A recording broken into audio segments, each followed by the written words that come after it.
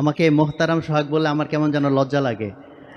কারণ হচ্ছে এত আলেম ওলামাদের ভিড়ে আমি আসলে খুবই জেনারেল শিক্ষিত মানুষ।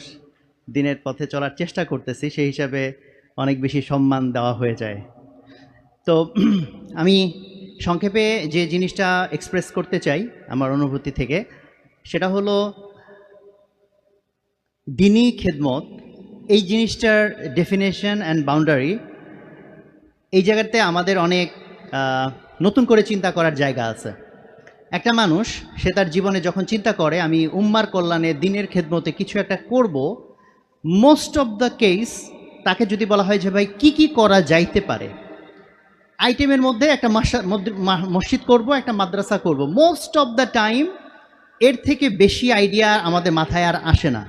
তো এটা নিয়ে তো কোনো সন্দেহ নাই, মসজিদ বানানো, মাদ্রাসা বানানো আলহামদুলিল্লাহ অনেক বড় নেকির কাজ, অনেক বড়